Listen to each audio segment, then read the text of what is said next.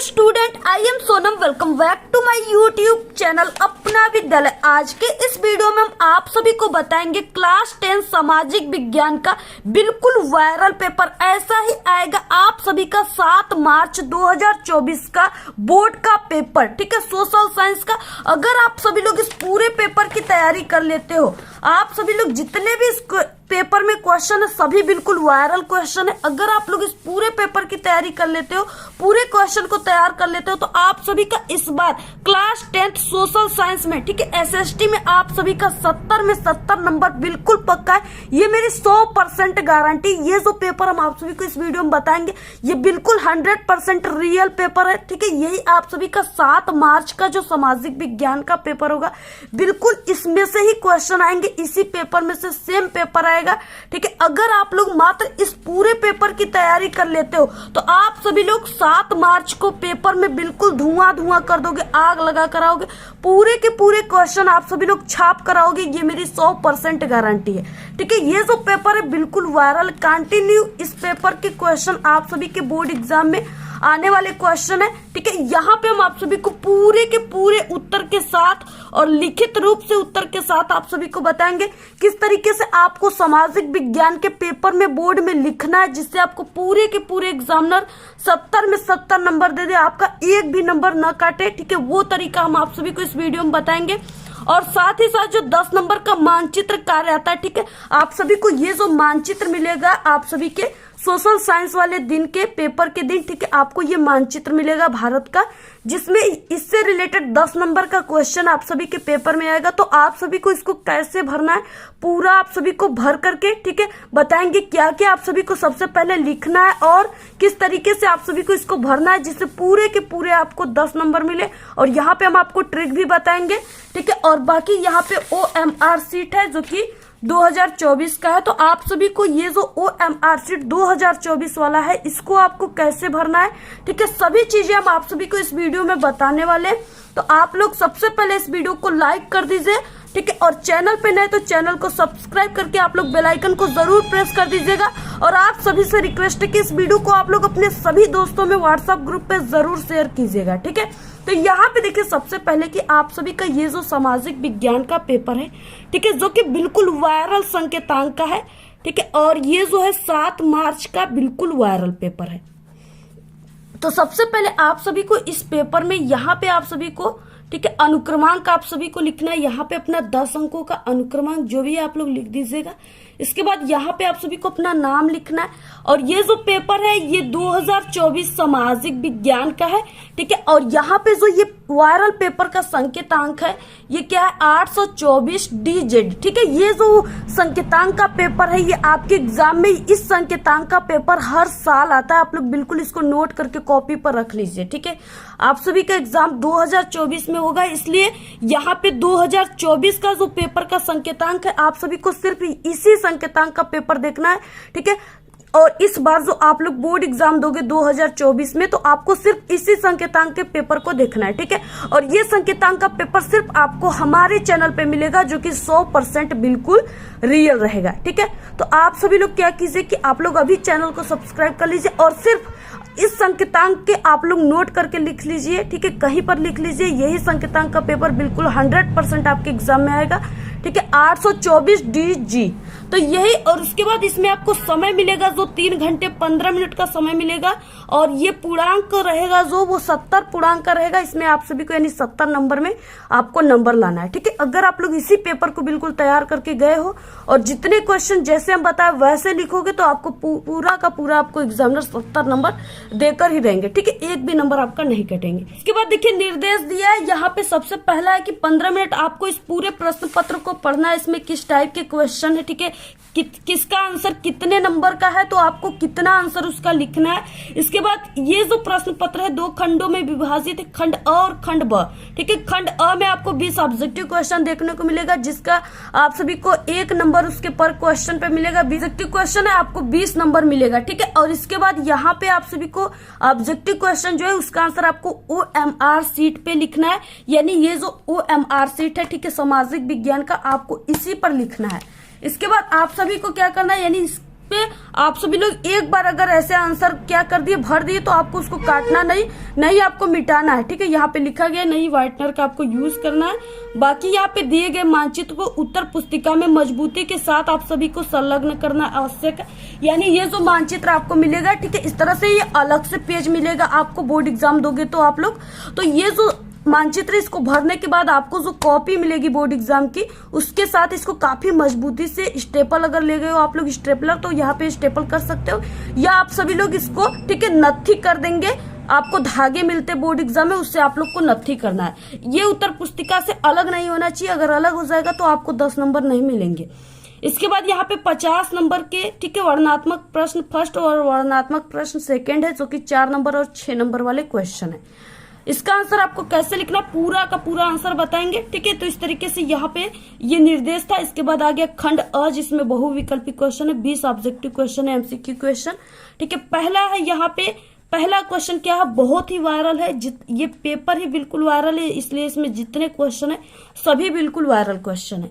राष्ट्रवाद का प्रारंभ जिस देश से हुआ है, ठीक है, वो है, तो राष्ट्रवाद का प्रारंभ कहाँ से हुआ, 4 ऑप्शन है, जर्मनी, इटली, फ्रांस, ठीक है, और इंग्लैंड। तो देखिए जो यहाँ पे राष्ट्रवाद का प्रारंभ हुआ था वो सर्वप्रथम फ्रांस से हुआ था। ठीक है, ऑप्शन यहाँ पे पहले का सी राइट है। सबसे पहले देखिए आप सभी को OMR सीट में, ठीक है, यहाँ पे प्रश्न पत्र मार्का सीरीज को भरना है। इसमें पहला अक्षर और इसमें दूसरा अक्षर आप सभी को भरना है। ठीक है, यानी ये जो कोष्टक में दिया है ना D और G, इसको आपको भरना है, इसमें D और इसमें G, तो यहाँ पे आप सभी को भर देना है, इसमें D और इसमें G। ठीक है, और आपको बॉल पॉइंट पेन यानी डार्ट पेन, जो ऐसा पेन रहेगा ना, उसी से आपको भरना है। और इसके बाद इसमें जहां पर भी डी है उस गोले को आपको, उस लड्डू को भर देना है, और उसके बाद इसमें जहां पर भी जी है उस लड्डू को आपको भर देना है। तो ऐसे आपको भर देना अच्छी तरीके से, बिल्कुल। ठीक है, तो इस तरीके से भरने के बाद अब देखिए यहाँ पे आप सभी लोग अपने हस्ताक्षर कर सकते हो। ठीक है, और यहाँ पे इसमें क्या था, पहले का सी राइट था, तो यहाँ पे आप सभी को भरना है, ये पहला है, इसका सी यहाँ पे ये वाला राइट है। ठीक है, और आपको इस तरीके से गोले को भरना है अच्छे तरीके से। आपको अधूरा गोला नहीं भरना है और न ही सही का ऐसे टिक मारना है, आपको गोले को अच्छे तरीके से भरना है। इससे बाहर आपका कलम की जो है नहीं निकलना चाहिए। ठीक है, इसी में ही आप सभी को भरना है। दूसरा क्वेश्चन, असहयोग आंदोलन का मुख्य कारण क्या था। ठीक है, रोलेक्ट एक्ट, प्रथम विश्व युद्ध, खिलाफत आंदोलन, चौरी चौरा की घटना। ठीक है, तो असहयोग आंदोलन जो था ये गांधी जी के द्वारा चलाया गया था। ठीक है, और ये इसका जो मुख्य कारण था वो रोलेक्ट एक्ट था। ऑप्शन यहाँ पे फर्स्ट राइट है। ठीक है, दूसरे का ए भर देना है। ठीक है, दूसरे का ए।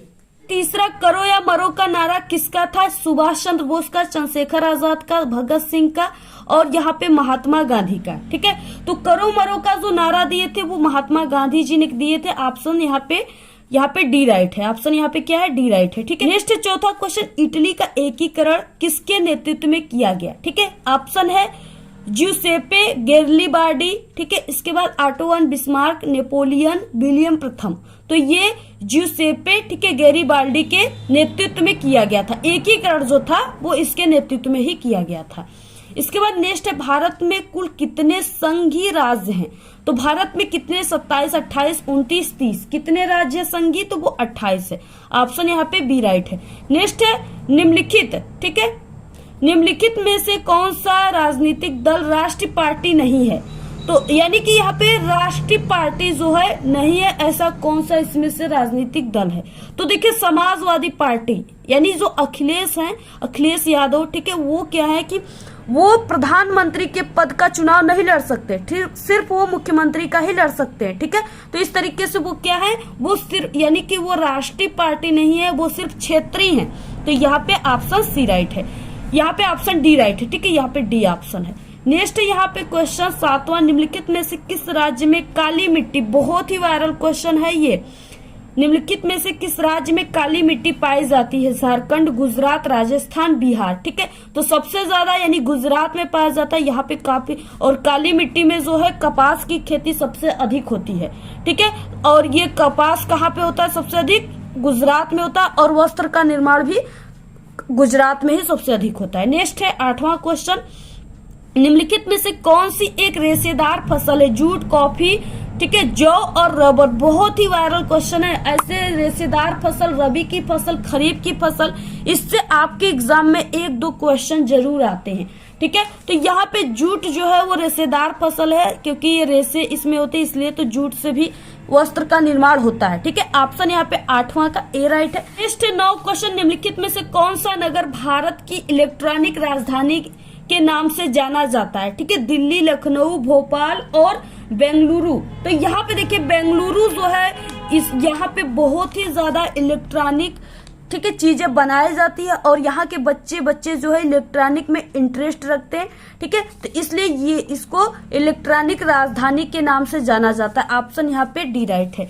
नेक्स्ट, निम्नलिखित में से कौन सा पतन यानी बंदरगाह देश में पूर्वी तट पर स्थित है? तो कौन सा है यहाँ पे? ठीक है, तो वो विशाखापट्टनम है। ऑप्शन यहाँ पे डी राइट है। नेक्स्ट है, यहाँ पे मुद्रा का निर्गमन किसके द्वारा किया जाता है? यानी मुद्रा का जो है निर्गमन किसके द्वारा किया जाता है? तो वो भारतीय रिजर्व बैंक के द्वारा। ठीक है, ऑप्शन यहाँ पे क्या हो जाएगा? फर्स्ट राइट हो जाएगा। नेक्स्ट है, विदेशी व्यापार किनके मध्य होता है? देखिए विदेशी व्यापार, ठीक है, यानी विदेशी व्यापार जो होता है वो एक देश से दूसरे देश में होता है, यानी 2 देशों के मध्य होता है। ठीक है, जैसे भारत और जापान, भारत और अमेरिका, तो ये दोनों क्या है? देश हैं। ठीक है, ये राज्य नहीं है, इसलिए ये 2 देशों के मध्य होता है। ऑप्शन यहाँ पे ए राइट है। नेक्स्ट 13 क्वेश्चन, अंसर्ट रेनन कौन थे? ठीक है, तो यहाँ पे कौन थे? दार्शनिक थे, कलाकार थे, चित्रकार थे या वस्तुकार थे? ठीक है, तो ये क्या थे? चित्रकार थे। ऑप्शन यहाँ पे सी राइट है। नेक्स्ट है, गिल्डर क्या थे? ठीक है, गिल्डर जो था वो क्या था? तो उत्पादकों का संगठन करता था। ऑप्शन यहाँ पे डी राइट है। नेक्स्ट है, वियना की संधि हुई थी, बहुत ही ये भी वायरल क्वेश्चन है। तो यहाँ पे वियना की जो संधि हुई थी वो 1815 ईस्वी में हुई थी। ऑप्शन बी राइट है। निम्नलिखित में से कौन सी जो है व्यापारिक फसल नहीं है? चाय, कॉफी, बाजरा या रबर? ठीक है, तो जो बाजरा है ये व्यापारिक फसल नहीं है। ऑप्शन यहाँ पे सी राइट है। 17 क्वेश्चन, ऑपरेशन फ्लड का संबंध किससे है? मछली उत्पादन से, मुर्गी उत्पादन से, मोती उत्पादन से, ठीक है, या दूध उत्पादन से?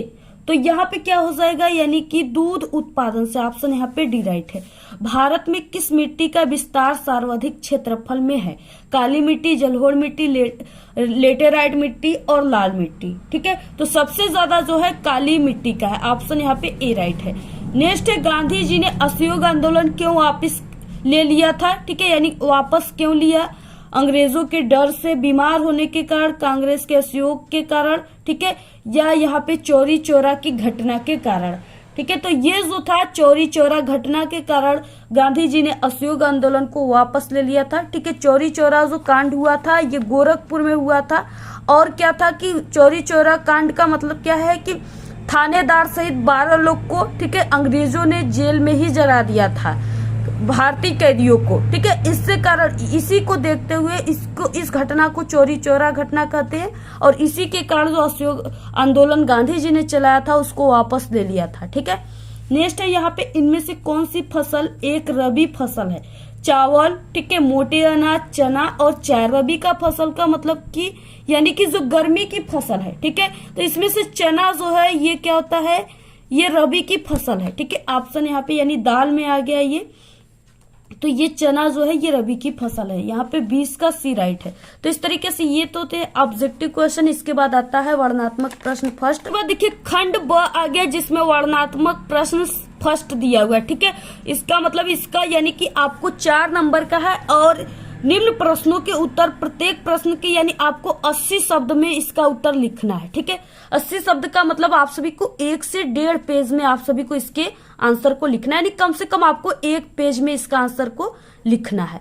तो यहाँ पे देखिए क्या हो जाएगा, सबसे पहला और वेरी वेरी मोस्ट इम्पॉर्टेंट है, अगर आप लोग सच में इस पेपर को तैयार कर लिए, ठीक है, अगर आप लोग आज ही इस पेपर को तैयार कर लिए, ठीक है, तो ये आप सभी के एग्जाम में समझिए, अगर आज नहीं तो आप लोग एग्जाम तक अगर इस पूरे पेपर को अच्छे तरीके से आंसर को बिल्कुल रट लेते हो, तैयार कर लेते हो, तो आप सभी को हम गारंटी दे रहे हैं 100% कि बिल्कुल यही पेपर आएगा और आपका 70 में 70 नंबर बिल्कुल पक्का है।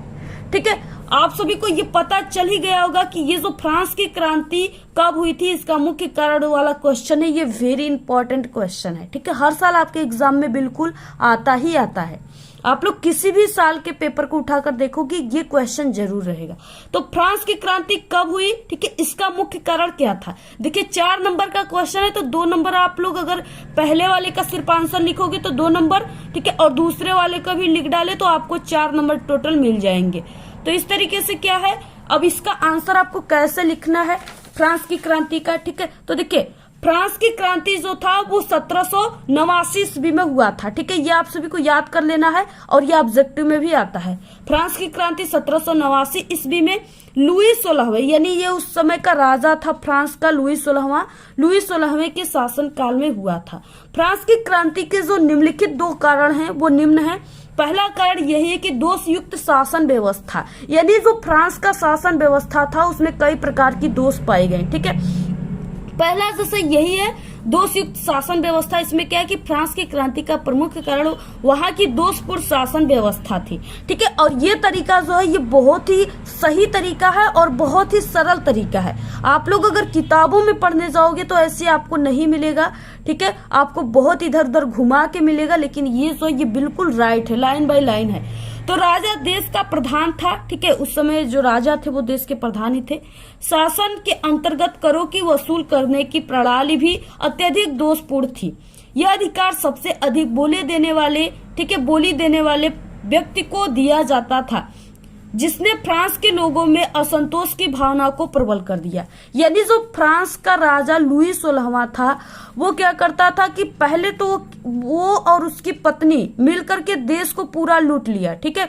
उन्होंने अपने अच्छे अच्छे कपड़े पहने, अच्छे अच्छे खाना खाए, ठीक है, अपने घर मकान सब चीज अपने लिए कर लिया पूरे, यानी कि जितने भी पैसे थे राज्य के पूरे अपने उन्होंने लेकर के सब चीज अपने लिए कर लिया। बाकी फ्रांस की जनता के लिए वो कुछ नहीं किया।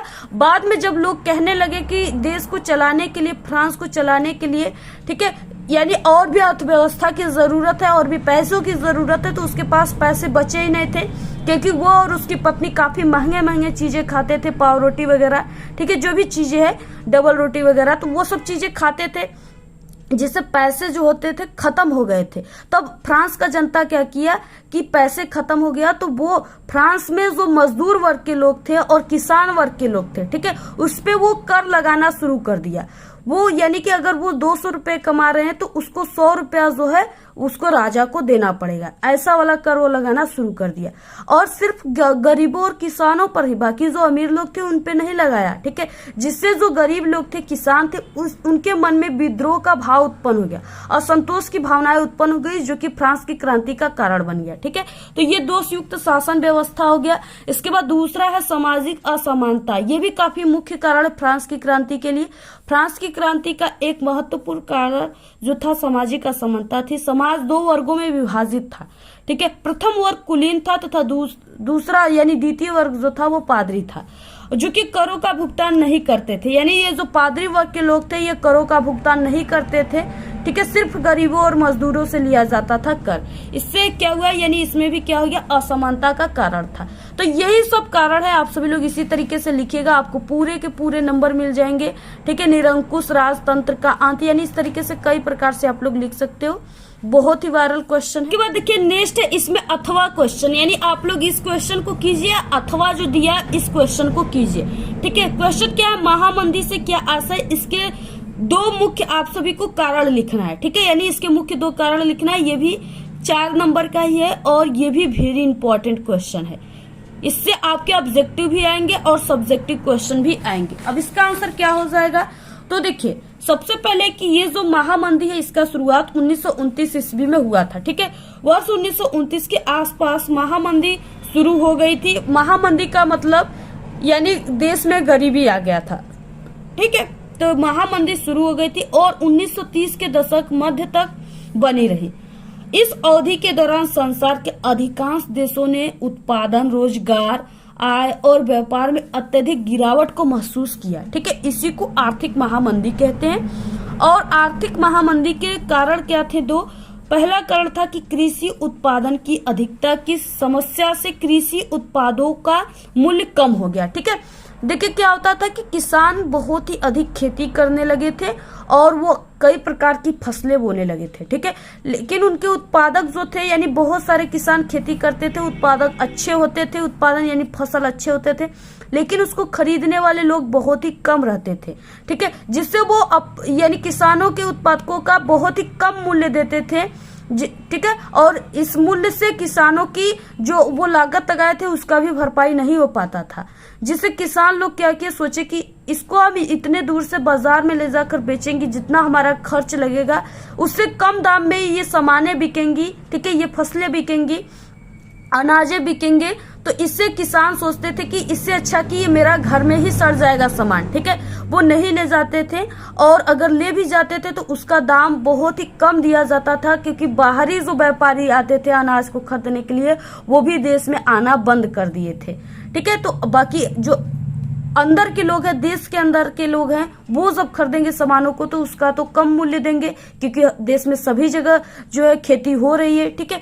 तो इसका पहला कारण ये था। दूसरा था कि महामंदी के कारण भारत में आयात और निर्यात का पतन हो गया। वही कारण यानी कि आयात यानी कोई वस्तुएं जो है सामान भारत में आना बंद हो गया, और उसके बाद हमारे भारत से दूसरे देशों में कोई भी अनाज वस्तुएं जाना भी बंद हो गया।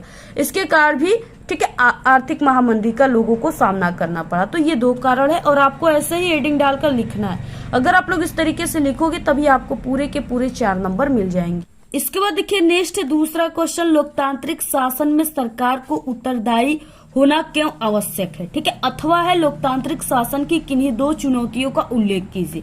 तो आप सभी को यहाँ पे हम दूसरे वाले क्वेश्चन का जो यहाँ पे क्वेश्चन है उसका आंसर आप सभी को कैसे लिखना है ये बताएंगे सबसे पहले, ठीक है। तो यहाँ पे देखिए प्रश्न नंबर दूसरे का हो जाएगा, लोकतांत्रिक शासन में सरकार का उत्तरदायी होना क्यों आवश्यक है, ठीक है। तो उत्तर क्या हो जाएगा, आज के समय में लोकतांत्रिक सरकार को प्राय प्रतिनिधिक लोकतंत्र कहते हैं, ठीक है।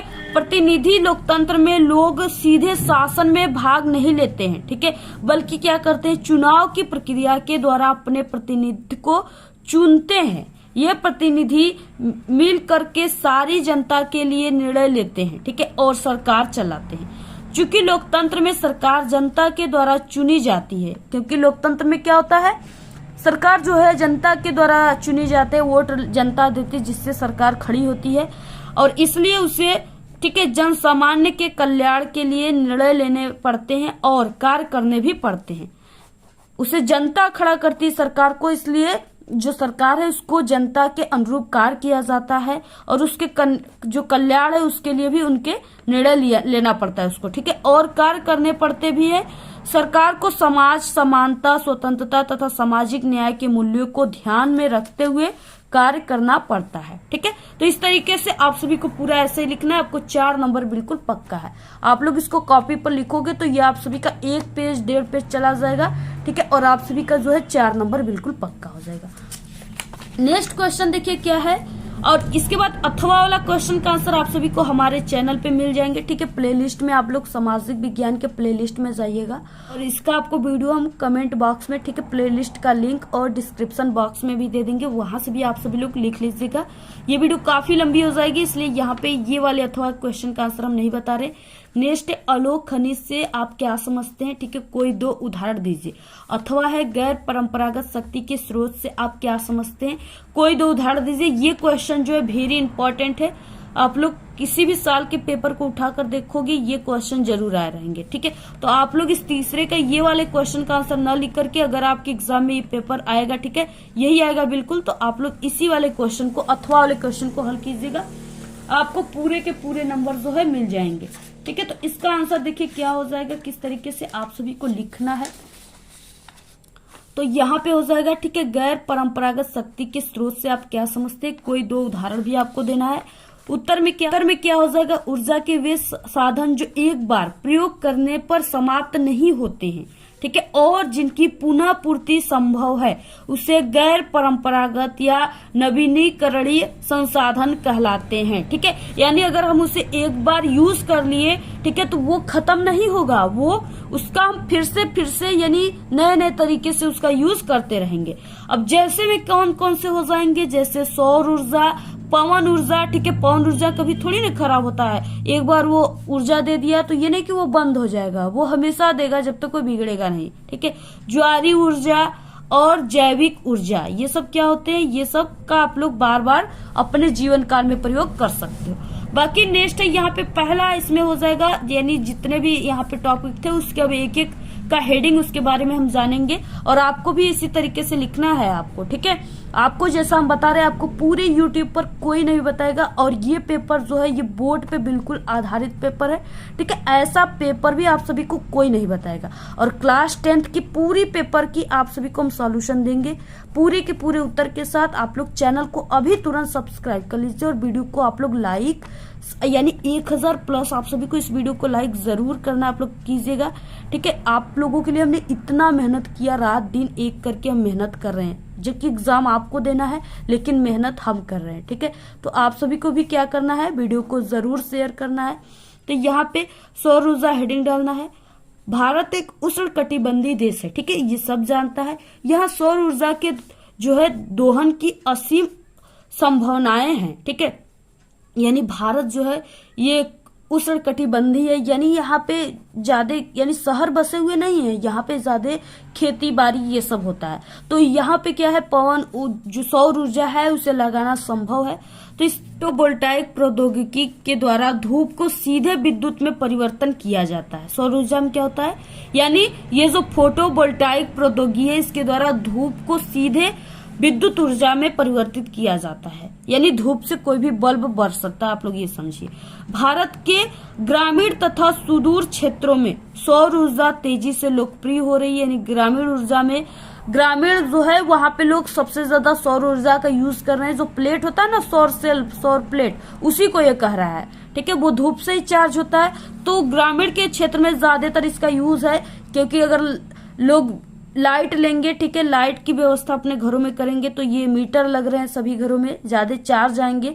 और बाकी अगर एक बार सौर ऊर्जा खरीद लिया जाएगा तो उससे, ठीक है, जब तक वो बिगड़ेगा नहीं तब तक आप लोग लाइट ले सकते हो। अगर आप लोग सौर ऊर्जा के बड़े प्लेट को लगा दोगे, ठीक है, तो उससे आपके टीवी, फ्रिज, यानी सभी चीजें चलेंगी, ठीक है, सभी चीजों में वो काम आएगा, तो आपको लाइट की कोई जरूरत ही नहीं पड़ेगी, ठीक है। तो इसलिए सौर ऊर्जा जो है ग्रामीण में सबसे ज्यादा लग रहे हैं और तेजी से बढ़ रहा है। भारत का सबसे बड़ा सौर ऊर्जा संयंत्र भुज के निकट, ठीक है, माधोपुर में स्थित है, यानी सबसे बड़ा जो है जो सौर ऊर्जा प्लेट है यानी संयंत्र है वो भुज के निकट माधोपुर में स्थित है, ठीक है। तो इस तरीके से हो गया। दूसरा है पवन ऊर्जा।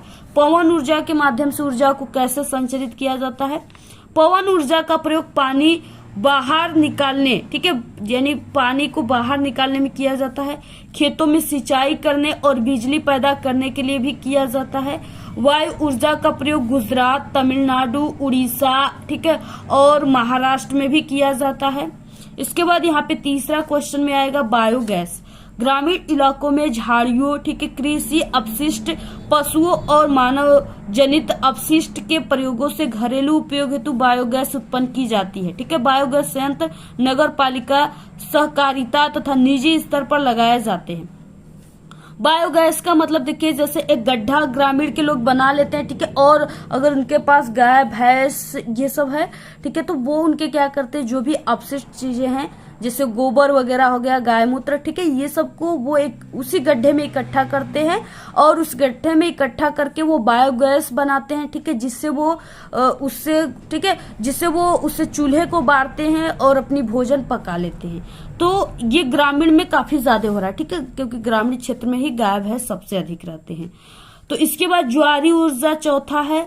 महासागरीय तरंगों का प्रयोग विद्युत उत्पादन के लिए किया जाता है, ठीक है। संकरी खाड़ी के आर पार बाढ़ के द्वारा बनाकर बांध बनाए जाते हैं।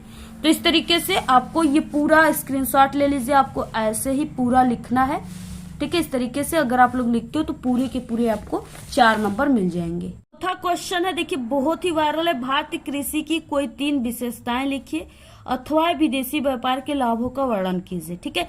तो आपको ये अथवा वाले क्वेश्चन का आंसर प्लेलिस्ट में मिलेगा और बाकी इस क्वेश्चन का आंसर क्या हो जाएगा, तो यहाँ पे देखिए भारतीय कृषि की कोई 3 विशेषताएं में क्या हो जाएगा, उत्तर में भारतीय कृषि की 3 विशेषताएं इस प्रकार है, ठीक है। आपको ऐसे लिखना है। सबसे पहला क्या है, उर्वरकों और रासायनिक खाद का प्रयोग न करने के कारण भूमि की उत्पादकता कम तथा फसल उत्पादन भी कम होता है। देखिए भारत में जितने भी किसान हैं, यानी सबसे ज्यादा किसान गरीब किसान है। वो खेती सिर्फ इसलिए करते हैं कि उनके यानी कि रोजमर्रा के जो उनकी खान पान है वो अच्छे से चल सके, ठीक है, यानी उनकी जो जीवन है अच्छे से चल सके, इसलिए अपनी रोजी रोटी के लिए वो करते हैं। और ये नहीं कि वो खेती को एक व्यापार बनाए हुए उससे वो काफी ज्यादा पैसे कमा सकते हैं, ठीक है, ये नहीं है। तो जो भारत के किसान है वो अपने खेतों में उनके पास इतने पैसे नहीं होते हैं, ठीक है, कि वो अपने खेतों में अच्छे खादों, ठीक है, अच्छे डाई, अच्छे प्रकार की दवाइयों, कीटनाशकों का यूज करे, टॉनिक वगैरह का यूज करे, जिससे उनकी जो पैदावार खेतों का उत्पादन है, ठीक है, उत्पादन वो काफी अच्छा हो, अधिक से अधिक हो। यानी अगर वो 10 बीज बोए तो उनकी 10 बीज का पौधा बनकर तैयार हो, ठीक है, ऐसा नहीं है। यानी अगर ऐसे बीज को वो खरीदने जाएंगे कि 10 बीज बोए 10 का पौधा बनेगा तो वो उनको काफी महंगा पड़ जाएगा, इसलिए वो क्या यानी वो उन्नत किस्म के बीजों के खरीदने के लिए उनके पास पैसे नहीं होते, इसलिए वो, ठीक है, यानी कि थर्ड क्वालिटी के ही बीजों को खरीद कर वो अपने खेतों में छींट देते हैं, जिससे अगर 10 बीज को छींट रहे तो सिर्फ 5 बीज के ही पौधे बनेंगे, बाकी 5 बीज जो है उसी में सड़ जाता है, ठीक है। तो यानी कि वो इस तरह से ज्यादा उर्वरकों और उन्नत किस्म के बीजों और रासायनिक खादों का प्रयोग नहीं करते हैं, जिससे उनकी उत्पादकता कम हो जाती है और फसल उत्पादन भी कमी हो जाती है, ठीक है। दूसरा कारण क्या है, भारतीय कृषि प्रायः मानसूनी वर्षा, मृदा की प्राकृतिक उर्वरता तथा अन्य पर्यावरणीय तत्वों पर निर्भर करती है।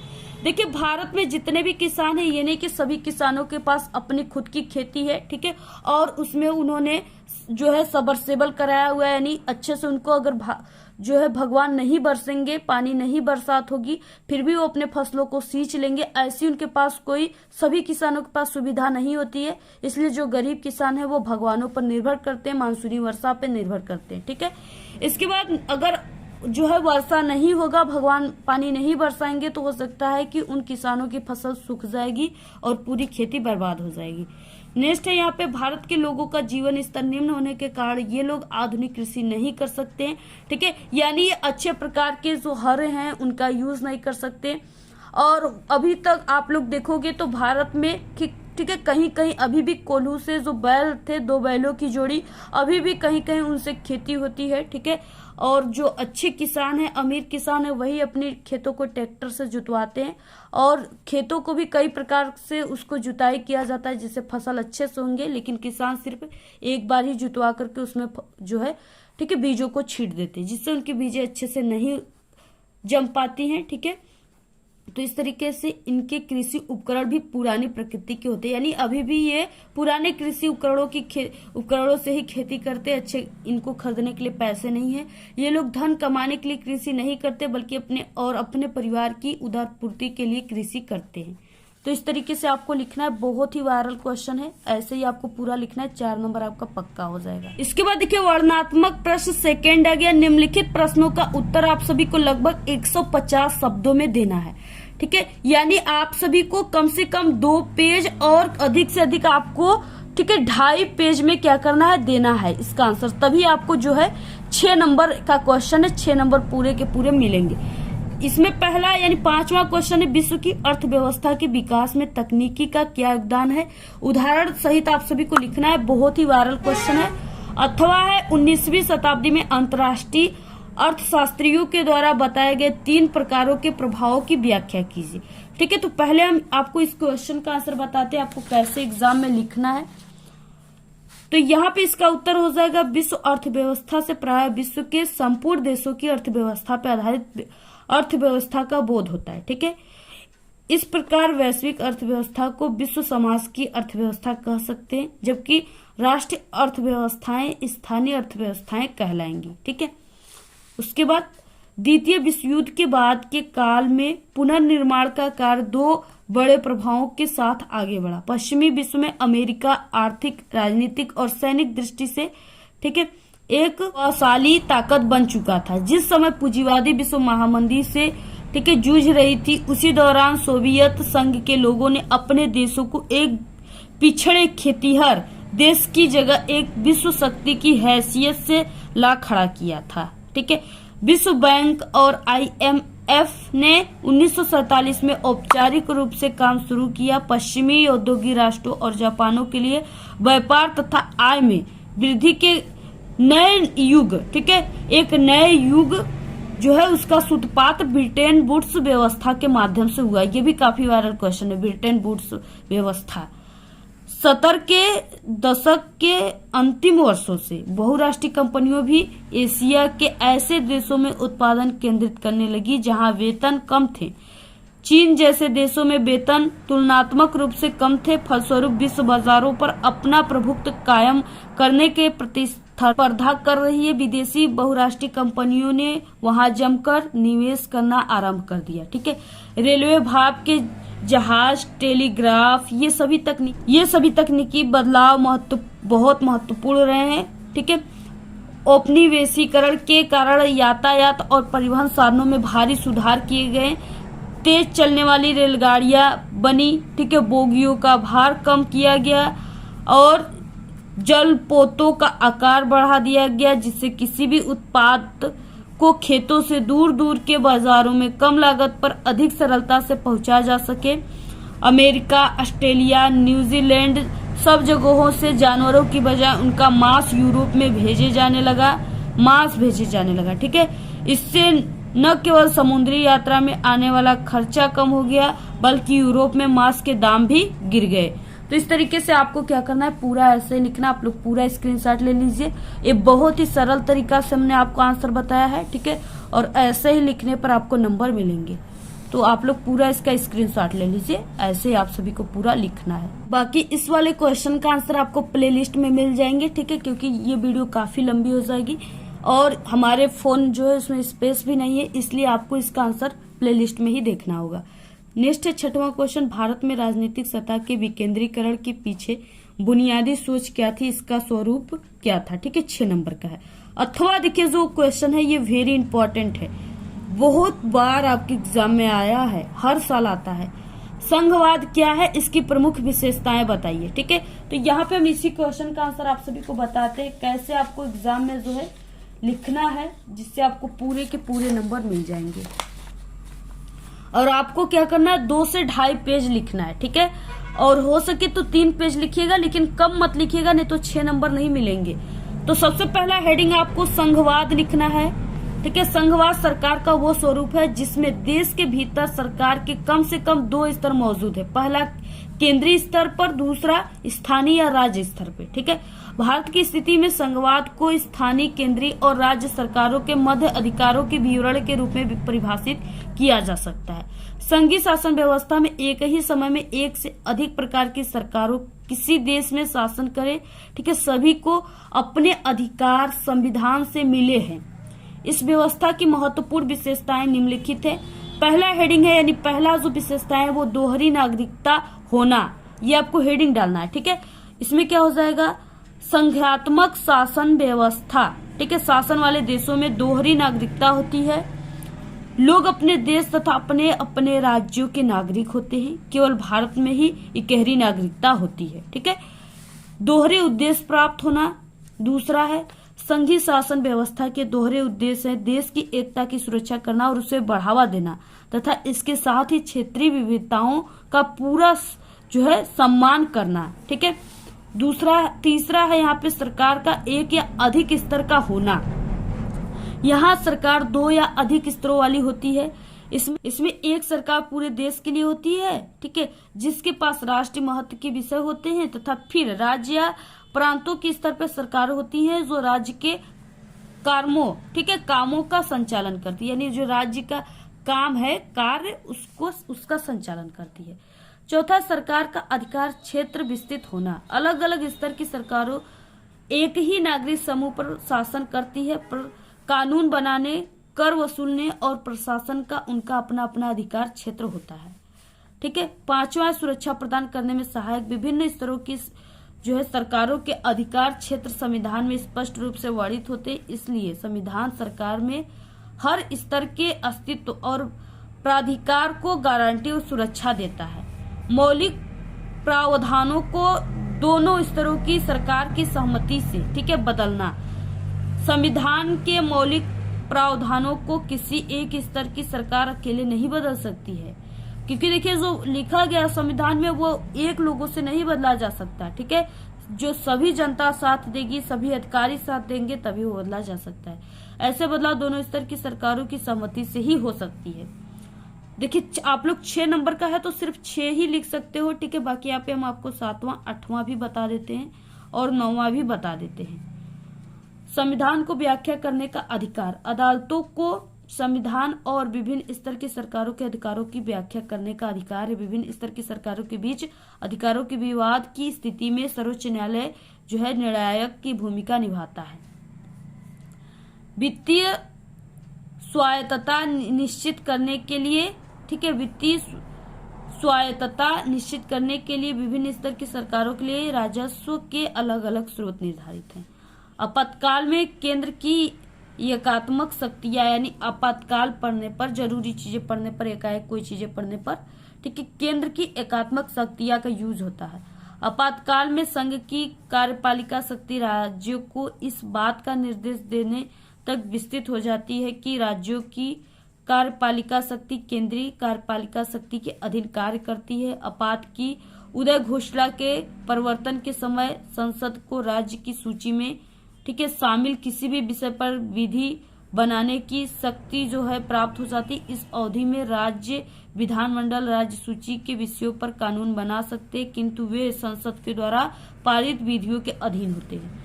ऐसे आपको पूरा लिखना, आप लोग 6 ही लिख सकते हो, आप लोग इसका स्क्रीनशॉट ले लीजिए पूरे का, ठीक है। ऐसे ही आप सभी को क्या करना है, लिखना है। आप लोग पूरा इसका स्क्रीनशॉट ले लीजिए। सबसे पहले आप लोग इसको तैयार कर लीजिए। आपके एग्जाम में ये लिखित है मेरा, हम इसी समय आपको कह दे रहे हैं कि ये क्वेश्चन जरूर आएगा आपके एग्जाम में, ठीक है। जब आप लोग एग्जाम देने जाओगे तब आपको पता चलेगा कि ये सभी क्वेश्चन तो पूरे के पूरे हमें याद है, इसका आंसर तो हम लोग पूरा भर भर के पेज लिख डालेंगे, ठीक है। क्योंकि आप लोग हमारा जो वीडियो है अभी से देख रहे हो, ठीक है, अभी से इन सब क्वेश्चनों को जान रहे हो, तैयार कर रहे हो, तो आपका एग्जाम बिल्कुल जो है, ठीक है, जब आपका एग्जाम आएगा, आप लोग पेपर देने जाओगे तो आपको पूरे क्वेश्चन जो है बिल्कुल सरल लगेंगे, क्योंकि आप लोग अभी से ही इसको तैयार कर रहे हो।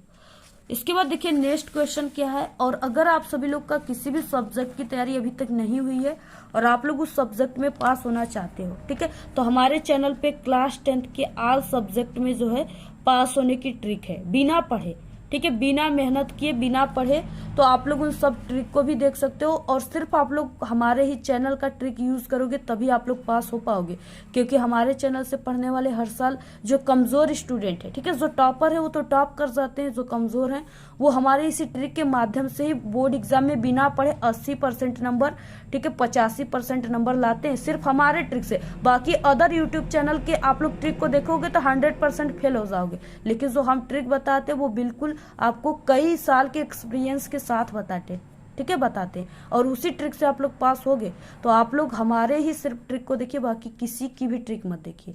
और आपको इसी वीडियो के लास्ट में 4 प्लेलिस्ट दिखेंगी, ठीक है, उसमें आपको मैथ में जैसे कमजोर हो तो मैथ में पास होने की ट्रिक, इंग्लिश में, सोशल साइंस में कमजोर हो तो सोशल साइंस में पास होने की ट्रिक, हिंदी में पास होने की ट्रिक, सभी सब्जेक्ट में पास होने की ट्रिक है। आप लोग इसी वीडियो के लास्ट में आपको बिल्कुल एकदम प्लेलिस्ट दिखेंगी, वहां से देख लीजिएगा, ठीक है।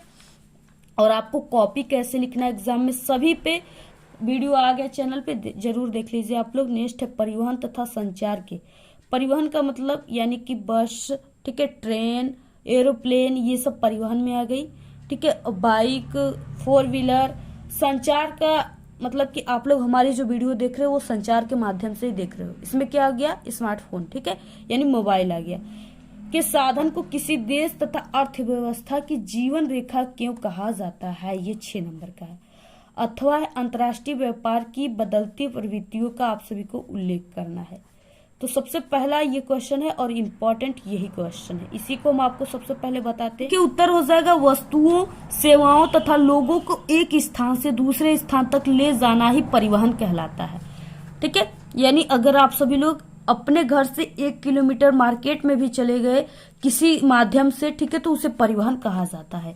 यह परिवहन 3 महत्वपूर्ण क्षेत्रों में से किया जाता है, जैसे स्थल, ठीक है, यानी कि सड़कों से, यानी जमीन से, ठीक है, और जल से, ठीक है, जैसे जल वाली जहाज जो होती है ना उसके माध्यम से, और वायु के माध्यम से यानी एरोप्लेन के माध्यम से, हेलीकॉप्टर के माध्यम से, ठीक है। तो संचार, और ये तो थे यहाँ पे परिवहन के बारे में। इसके बाद आ गया संचार के साधन में, वे साधन जिनका प्रयोग एक स्थान से दूसरे स्थान तक संदेश भेजने के लिए किया जाता है। जैसे हम आपको कह रहे हैं कि ये जो पेपर है ये बिल्कुल वायरल पेपर है, और आप लोग ठीक है हमारे इस पेपर को देख लीजिए और 70 में 70 नंबर आप सभी का पक्का आएगा। ठीक है, तो आप सभी लोग सच में इसको तैयार कर लिए हमारे संदेश के ही माध्यम से। ठीक है, और ये जो पेपर है आपके पास, ये वायरल पेपर की वीडियो आपको कहाँ मिलेगी? ठीक है, सिर्फ हमारे माध्यम से ही मिलेंगी। हमें ही बोर्ड के द्वारा सूचना दिया जाता है कि ये पेपर आएगा आपके एग्जाम में। ठीक है, तो हमारे चैनल के माध्यम से सिर्फ मिलेगी। तो आपको ये कैसे पता चला? ये हमारे स्मार्टफोन के माध्यम से पता चला। ठीक है, तो ये संचार के माध्यम से पता चला, तो वही है संचार। ठीक है, भेजने में ये दोनों ही किसी देश की जीवन रेखा कहे जाते हैं, क्योंकि आज भारत अपने विशाल आकार, विभिन्नताओं, भाषाओं, ठीक है, तथा सामाजिक और सांस्कृतिक बहुलताओं के बावजूद संसार के सभी क्षेत्रों में जुड़ा हुआ है। रेल, वायु एवं जल परिवहन, समाचार पत्र, रेडियो, दूरदर्शन। ठीक है, पहले लोग क्या करते थे? पहले रेडियो ही सब चीज होता था। पहले के दादाजी लोग रेडियो बैठकर दिन भर ठीक है समाचार को सुनते थे। दूरदर्शन, सिनेमा तथा इंटरनेट आदि इसके सामाजिक आर्थिक विकास के में अनेक प्रकार के सहायक हैं। स्थानीय से लेकर के अंतर्राष्ट्रीय स्तरीय व्यापार ने अर्थव्यवस्था को जीवन शक्ति दी है। इससे हमारे जीवन को समृद्ध किया है तथा आरामदायक जीवन के लिए सुविधाओं और साधनों में विकास किया है। ठीक है, आधुनिक संचार तथा परिवहन के साधन हमारे देश और इसकी आधुनिक अर्थव्यवस्था को संचालित करते, इसलिए जो है सघन व सक्षम परिवहन का जाल तथा संचार के साधन आज विश्व राष्ट्र व के लिए सभी क्या है? एक है। ठीक है, पिछले 15 वर्षों में अंतर्राष्ट्रीय व्यापार के बदलते प्रवृत्तियों का उल्लेख कीजिए। तो इस तरीके से आप सभी को क्या करना है, यानी ये पूरा इसका आंसर है। इस तरीके से ये क्या है? इसका पूरा आंसर है। ठीक है, यहाँ तक आप सभी को क्या करना है? परिवहन का आंसर सिर्फ यहाँ तक लिखना है। बाकी ये जो क्वेश्चन है ये अथवा वाला क्वेश्चन है, तो आप लोग इसका भी स्क्रीनशॉट ले लीजिए, आप लोग खुद से इसको तैयार कर लीजिएगा। ठीक है, हम भी काफी थक चुके हैं, आप लोग इसका स्क्रीनशॉट लेकर तैयार कर लीजिएगा। सभी क्वेश्चन का आप लोग स्क्रीनशॉट ले लीजिए इसको, और आप लोग कॉपी पर लिखकर इसको रिवीजन कीजिए डेली। तो देखिए क्वेश्चन 6 नंबर का है, सभी क्वेश्चन 6 नंबर के ही है। इसमें 8वां क्वेश्चन है, मृदा अपरदन से आप क्या समझते हैं? वेरी इंपॉर्टेंट क्वेश्चन है ये। ठीक है, मृदा अपरदन के उत्तरदायी किन्हीं 3 कारणों का आपको उल्लेख भी करना है। देखिए पहले कि मृदा अपरदन किसे कहते हैं, इसका आंसर क्या हो जाएगा? मृदा अपरदन। ठीक है, उत्तर क्या हो जाएगा? जल, वायु और नदी आदि जैसे प्राकृतिक शक्तियों के द्वारा भूमि की ऊपरी परत के तेजी से कटाव को मृदा अपरदन कहते हैं। इसे मृदा क्षरण भी कहते हैं। ठीक है, जैसे क्या हुआ, जब बाढ़ आता है बारिश के मौसम में, ठीक है, बाढ़ आता है तो बाढ़ अपने साथ कई खेतों से होकर आता है, कई जगह की जो पानी होता है जल बाढ़ का वो इकट्ठा होता है। ठीक है, और वो पानी धीरे धीरे अपने साथ, ठीक है, बाढ़ के पानी कई खेतों से होकर आता है, और वो अपने कई खेत जो है इससे वो होकर जब आता है तो वो अपने साथ खेतों की मिट्टियों और कंकड़ पत्थरों को भी लेकर आता है। ठीक है, और क्या होता है, और जब ये बाढ़ की पानी ऐसे भूमि पर आता है, खेतों से होकर जाती है, तो सभी खेती की मिट्टियां जो ऊपरी परत है उसका, ठीक है, वो उसी बाढ़ के पानी के साथ ही बहकर चला जाता है, और यानी कि ऊपरी परत का उसका क्षरण हो जाता है, कटाव हो जाता है, जिससे उसे मृदा क्षरण या मृदा अपरदन कहते हैं। प्राय मृदा के बनने और अपरदन की क्रिया साथ साथ चलती है। ठीक है, तथा दोनों में संतुलन होता है। प्राकृतिक तथा मानवीय कारकों के द्वारा यह संतुलन बिगड़ जाता है। मानवीय एवं भौतिक कारणों से होने वाली मृदा अपरदन का विवरण इस प्रकार है। देखिए मृदा अपरदन कैसे कैसे होता है, तो मृदा अपरदन के लिए उत्तरदायी मानवीय कारक जो है वो क्या है? पहला कि खनन कार्य। ठीक है, खनिज पदार्थ निकालने के लिए जो खनन कार्य होता है, जैसे खनिज पदार्थ जमीनों में से निकाले जाते हैं ना, जैसे कोयला हो गया, सोना हो गया, ये सब डायमंड, ये सब क्या होते हैं? तेल वगैरह, ये सब जमीन के अंदर से निकलते हैं। तो उनको निकालने के लिए पृथ्वी को खोदा जाता है। ठीक है, यानी मिट्टी को खोदा जाता है तभी निकलते हैं। तो इससे भी क्या हो रहा है? मृदा का अपरदन हो जा रहा है। भवन निर्माण कार्य के लिए, मनुष्य भवन निर्माण कार्य के लिए रोड़ी, बजरी, ठीक है, संगमरमर और बदरपुर आदि प्राप्त करने के लिए छोटी बड़ी पहाड़ियों को गहरे गड्ढों में परिवर्तन कर देते हैं, यानी परिणत कर देते हैं। ठीक है, संगमरमर कैसे निकलता है, वो पहाड़ों से ही निकलता है। तीसरा, अत्यधिक चारागाह, यानी जो पशु होते हैं वो अधिक चरते हैं, जिससे उनके जो पैरों में खूर लगे होते हैं उससे मिट्टियां उखड़ जाती है। ठीक है, जल के कारण मिट्टियां उखड़ जाती है, जिससे उससे भी मृदा क्षरण हो जा रहा है, मृदा अपरदन हो जा रहा है। वनों के कटाव के कारण भी मृदा अपरदन बढ़ जा रहा है, क्योंकि जो वन होते हैं उनकी जड़ें मिट्टियों को बांधे रखते हैं, ठीक है, जकड़े रहते हैं। और अगर वन काट दिए जाएंगे तो बाढ़ के पानी सभी मिट्टियों को बहा ले जाती है। इससे भी क्या होता है, तेजी से मृदा अपरदन बढ़ रहा है। नेक्स्ट है, कृषि के अनुप्रयुक्त तरीकों का प्रयोग करके भी जो है मिट्टियों को यानी मृदा का अपरदन होता है। तो इस तरीके से कृषि के गलत तरीकों से भी मृदा अपरदन होता है। गलत ढंग से हल चलाने, जैसे ढाल पर ऊपर से नीचे की ओर हल चलाने से बहिकाएं बह जाती हैं, जिसके अंदर से बहता पानी आसानी से मृदा का कटाव कर पाता है। ठीक है, मृदा अपरदन के लिए उत्तरदायी जो भौतिक कारक हैं वो है कि ढाल वाली भूमि पर अपरदन, ठीक है, समतल भूमि की अपेक्षा ज्यादा होती है। तीव्र मूसलाधार वर्षा से मृदा अपरदन होता है, ये मृदा की ऊपरी परत को अपने साथ बहा कर ले जाती है। पवनें जब आंधी का रूप ले लेती हैं तो बहुत बड़ी मात्रा में जो है मृदा यानी मिट्टी के जो धूल के कण होते हैं उड़ा करके ले आती है। शुष्क मरुस्थलीय प्रदेशों में मृदा अपरदन का ये एक बड़ा कारण है। शुष्क जो मरुस्थलीय प्रदेश है जहाँ पे वर्षा बहुत ही कम होते हैं, तो उसमें क्या होता है, जब हवा चलता है तो उसकी पूरी मिट्टियां सूखी होती हैं, वो अपने साथ हवा उसको उड़ाकर एक स्थान से दूसरे स्थान तक ले जाता है। ठीक है, तो ऐसे आप सभी को पूरा लिखना, आप लोग इसका स्क्रीनशॉट ले लीजिए, बहुत इंपॉर्टेंट है, हर साल आपके एग्जाम में आता है ये।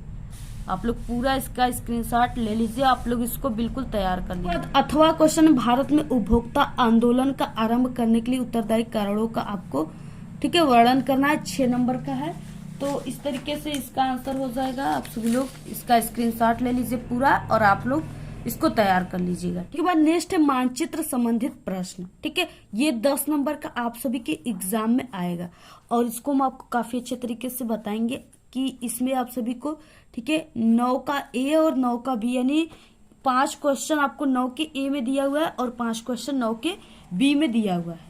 तो आप सभी को किस तरीके से जो है इसको लिखना है, कैसे लिखना है, जिससे आपको 10 नंबर पूरे मिलेंगे। और आप लोग देखिए इस वीडियो को अपने सभी दोस्तों में व्हाट्सएप ग्रुप पे, टेलीग्राम ग्रुप पे जरूर शेयर कीजिए, क्योंकि ये पेपर हम आपको बहुत ही मेहनत से बता रहे हैं और ऐसा आपको कोई नहीं बताएगा। ठीक है, पूरे के पूरे आंसर के साथ होता है।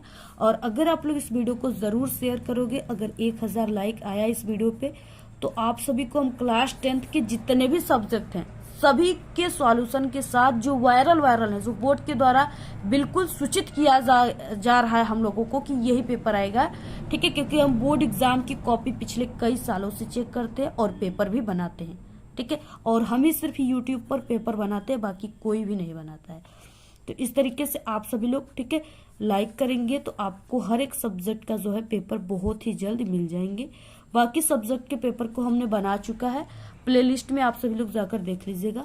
और मानचित्र कार्य संबंधित प्रश्न 10 नंबर का आता है। 9 का एक क्वेश्चन है, निम्नलिखित स्थानों को भारत के दिए गए रेखा मानचित्र में, ठीक है, इस चिन्ह के द्वारा आपको नाम सहित दर्शाना है। सही नाम तथा सही अंकन के लिए आपको आधा प्लस आधा 1 नंबर मिलेगा।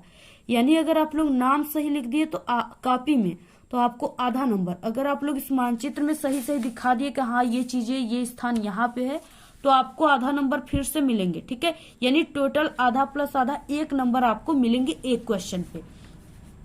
पहला जैसे क्या है, वह स्थान जहां 1927 में भारतीय राष्ट्रीय कांग्रेस का अधिवेशन हुआ था। ठीक है, कहाँ पे हुआ था, अब आपको क्या करना है, सबसे पहले कॉपी में इस तरीके से मानचित्र कार्य लिखना है और यहाँ पे प्रश्नोत्तर संख्या लिखना है, बाकी आपको लाइनिंग वगैरह दे देना है। ठीक है, तो जो यहाँ पे ये कांग्रेस का अधिवेशन वाला आप लोग जरूर क्वेश्चन तैयार कर लीजिएगा, मानचित्र से संबंधित जरूर आपके पेपर में आएगा। ठीक है, तो वह स्थान जहां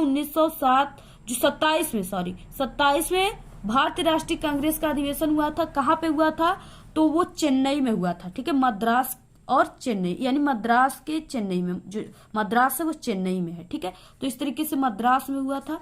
तो आप सभी को कॉपी में मद्रास लिखना है और मानचित्र में भी आपको जो है पहले आपको मानचित्र में यहाँ पे अनुक्रमांक लिखना है 10 अंकों का अपने से। ठीक है, कक्षा यहाँ पे लिखना है क्लास 10 और पेपर कोड जो है यानी जो भी आप सभी का पेपर है उसका आप सभी को कोड लिख देना है। ठीक है, तो यहाँ पे पेपर कोड था 824 DG, तो आपको इसको लिख देना है।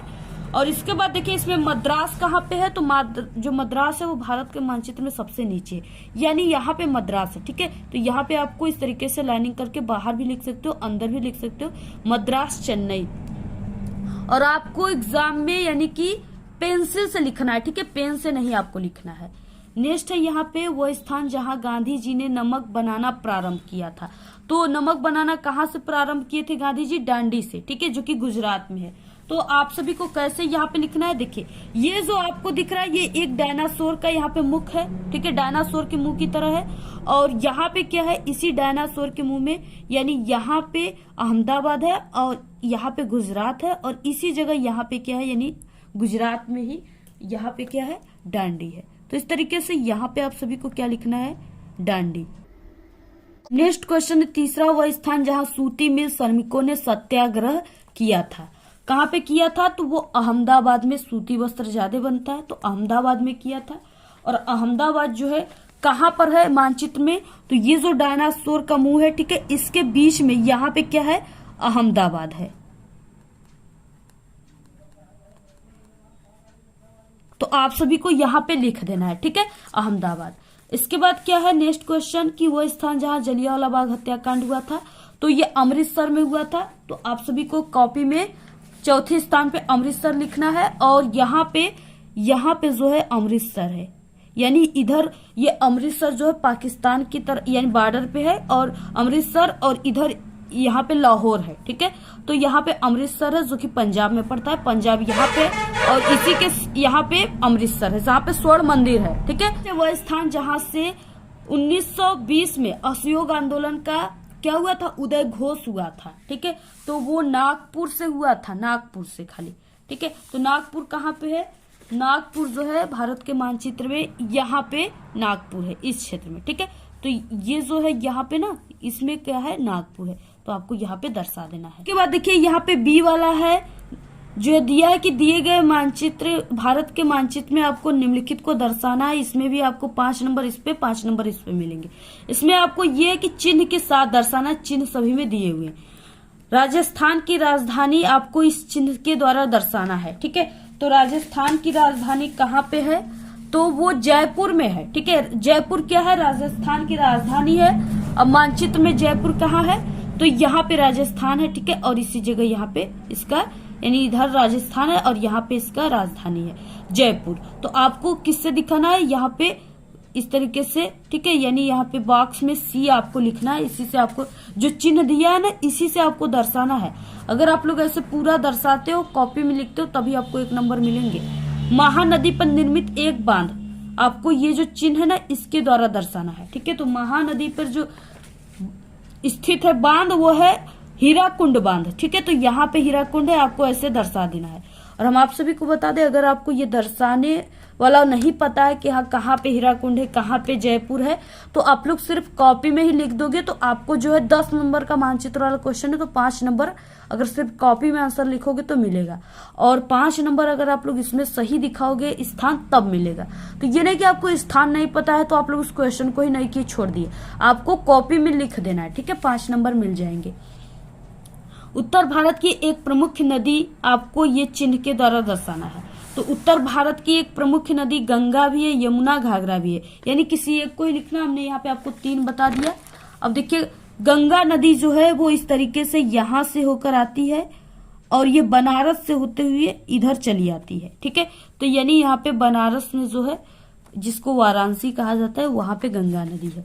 इसके बाद नेक्स्ट क्वेश्चन में क्या है, भारत के किसी एक परमाणु ऊर्जा केंद्र, आपको ये जो चिन्ह है इसके द्वारा दर्शाना है। तो ये कलपक्कम में है। ठीक है, तो इस चिन्ह के द्वारा आपको कलपक्कम यहाँ पे लिख देना है। तो यहाँ पे तारापुर महाराष्ट्र में भी है और कलपक्कम में भी है, तो आप लोग इस तरीके से कलपक्कम लिखिएगा, एक ही लिखना है। नेक्स्ट है दक्षिण भारत में कहवा उत्पादक कोई एक राज्य आपको ये जो चिन्ह है इसके द्वारा दर्शाना है। ठीक है, तो ये कर्नाटक और केरल में है, तो आपको यहाँ पे दर्शाना है कर्नाटक केरल कहाँ पे है। तो यहाँ पे देखिए ये कर्नाटक जो है यहाँ पे। ठीक है, और आपको ऐसे चिन्ह जो दिया है उसी के माध्यम से यहाँ पे दर्शाकर ऐसे आपको कर्नाटक लिख देना है। तो इस तरीके से आपको यानी 10 क्वेश्चन पूरे दिए हैं, पूरे को आपको ऐसे करना। बाकी ये जो क्वेश्चन है ये दृष्टि बाधित वाला क्वेश्चन आपको यहाँ से नहीं करना है, सिर्फ आपको ए और बी करना है। ठीक है, ये क्वेश्चन उनको करना है जिनको दिखाई कम देता है। ठीक है, और आपको ये क्वेश्चन करना है, ये क्वेश्चन आपको बिल्कुल भी नहीं करना है। तो ये रहे बिल्कुल वायरल पेपर, आप सभी लोग इस पेपर को बिल्कुल तैयार कर लीजिए। ठीक है, पूरा का पूरा यही क्वेश्चन आप सभी के पेपर में आएगा और आपको मानचित्र जो है ऐसे भरना है। जितने भी मानचित्र वाले क्वेश्चन है बहुत ही वायरल क्वेश्चन है, आप लोग सभी को ठीक है इसका स्क्रीनशॉट ले लीजिए और सभी को आप सभी लोग इसको तैयार कर लीजिए। ऐसे हम आप सभी को दिखा दे रहे हैं। ठीक है, और ये बिल्कुल वायरल है। आप लोग इस पूरे पेपर की तैयारी जरूर कर आप लोग 7 मार्च को पेपर देने जाइएगा। आप लोग पूरा का पूरा छाप कराओगे, पूरे के पूरे आंसर छाप के आओगे जितने यहाँ पे आंसर बता रहे, क्योंकि बिल्कुल रियल जैसा पेपर है। ठीक है, अगर आप लोग इस पेपर की पूरी तैयारी कर लेते हो आपका 70 में ठीक है कम से कम तो आपका 60 नंबर आना बिल्कुल पक्का है। बाकी जो 10 नंबर हैं वो हमारे और भी आपको जो सामाजिक विज्ञान के पेपर मिलेंगे और बन चुके हैं उसमें से आएंगे। ठीक है, आप लोग सभी पेपर को तैयार कर लीजिए और बाकी लोग इस वीडियो को सभी दोस्तों में शेयर कीजिए। और अगर आपको इसका पीडीएफ चाहिए तो आप लोग हमारे टेलीग्राम चैनल को ज्वाइन कीजिए, उसका लिंक आपको इस वीडियो के डिस्क्रिप्शन में मिल जाएगा। और आप सभी को और कौन से पेपर पे वीडियो बनाया जाए आप लोग कमेंट करके बताइएगा, हम आपको तुरंत वीडियो प्रोवाइड करा देंगे। आज के इस वीडियो में सिर्फ इतना ही। आपको ये वीडियो कैसा लगा? अगर वीडियो पसंद आए तो एक बड़ा सा लाइक कर दे, चैनल पे नए तो सब्सक्राइब करके बेल आइकन को जरूर प्रेस कर दे और आप सभी लोग इस वीडियो को अपने सभी दोस्तों में शेयर करें। Thanks, all the very best, bye bye.